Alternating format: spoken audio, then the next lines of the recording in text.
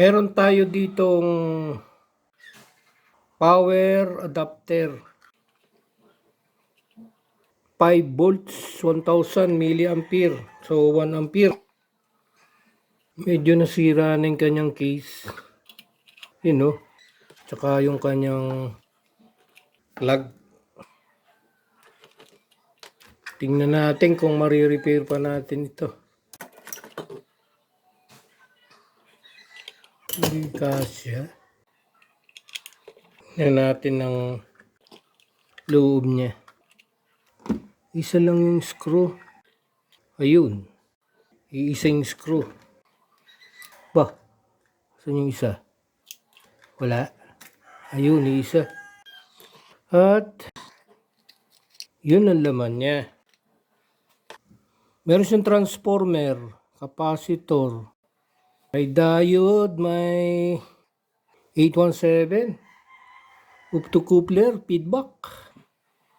Meron ding transistor, dalawa. Siya yung siya yung sa PWM generator, bulk capacitor filter. Half wave lang isa yung diode. Di siya full wave. Walang wala sa kakabila. Yung pagitan ng 220 ito yung 220 niya, at saka primary, secondary, yung spacing ng malawak. Ito yung output niya, 5 volts. And then yung input niya ito, 220. Tingnan muna natin kung gagana siya sa 220. Pero bakit siya ay saksakan ay maliit? Alin dyan ang 220? Dito ang 5 volts. Ito ang 5 volts. Diba? Kasi nandito yung feedback At ito yung 220. Ito pala ang 220. Kasi nandito yung bulk capacitor. Gawin natin. Saksak natin sa 220. Tingnan natin kung may output dito.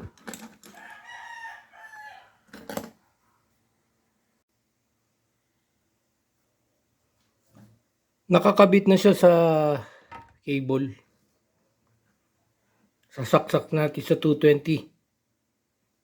Yan yung 220 volts niya. Tingnan natin Yun. Umilaw So okay pa yung circuit.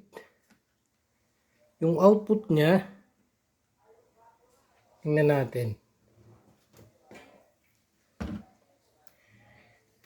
Gamitan natin ng Proskip tester.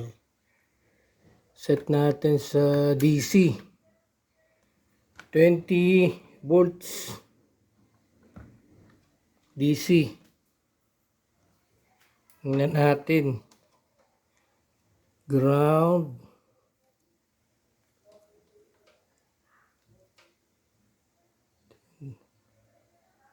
Baliktad. Positive sa gitna. Ayun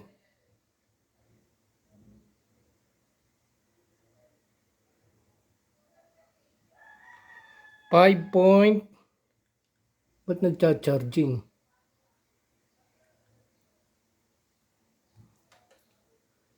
Deregulated.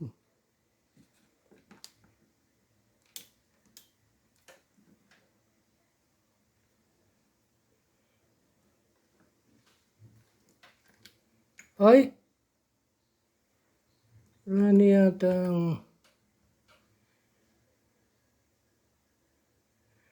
5.52 volts DC. Yung kanyang specs 5.0 volts, 1000 milliampere, 1 or 1 ampere. Tingnan nga natin yung circuit niya, circuit board.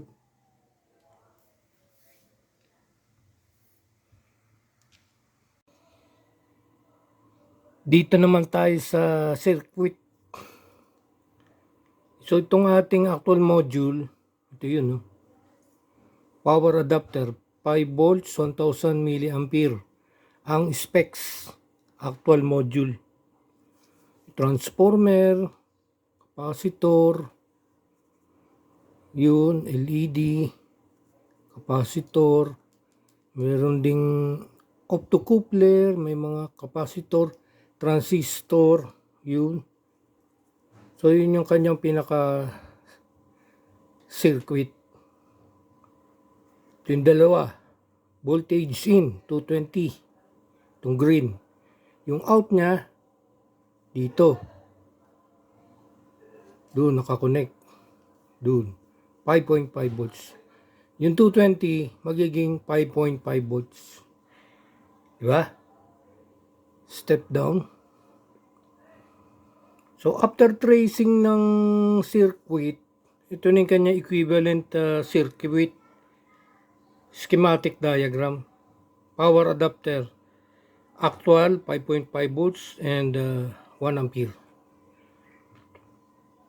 Dito naman yung legend, yung mga values ng every pyesa. So yung isang transistor Q1, siya ay NPN. Nandyan yung kanyang pinout. Siya ay 13001 transistor. Itong Q2, yun Q2, siya ay 945 NPN transistor. At yung optocoupler dito, yun yung kanyang pinout. So meron siyang LED sa photodiode sa loob na may phototransistor sa loob din. Once nag-forward bias ito, ilawan yung base ng transistor, mag-on yung transistor. Dito yun, no? Feedback. So dito, voltage in 220 volts. Diba sine wave yan? Ang gamit dito, half wave rectifier. Hindi siya full wave, half wave lang. Kasi isa yung diode. Ko-convert niya ngayon sa pulsating DC. Okay? Ipipilter ngayon ng capacitor. So pag dumaan yung acing yan sa diode, magiging DC na siya, DC.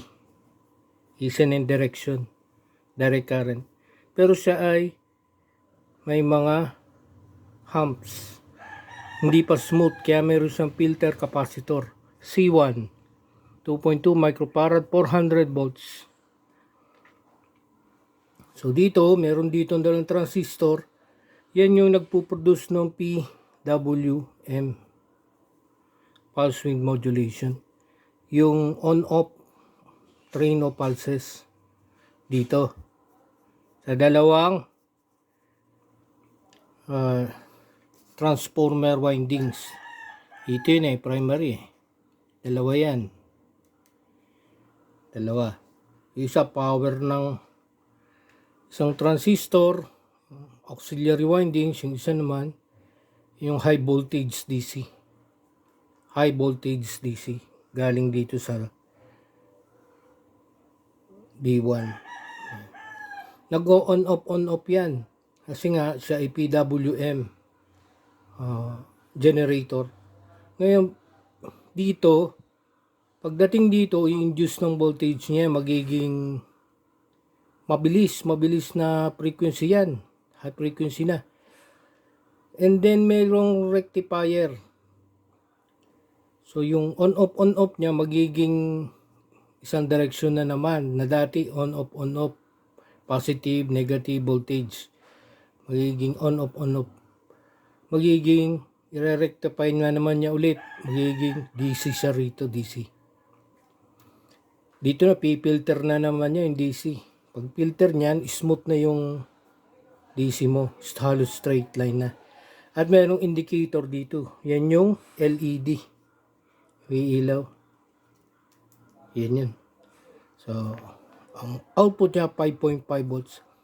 Once na minsan bumababa yung voltage, depende sa load, tumataas, meron siyang feedback, Zener diode. May voltage regulator na Zener diode. Usually this is 5 volts. I-on niya yan. Niya yung optocoupler, mag-on siya dahil may diode yun sa loob. Then to the ground, mag-on yung output side.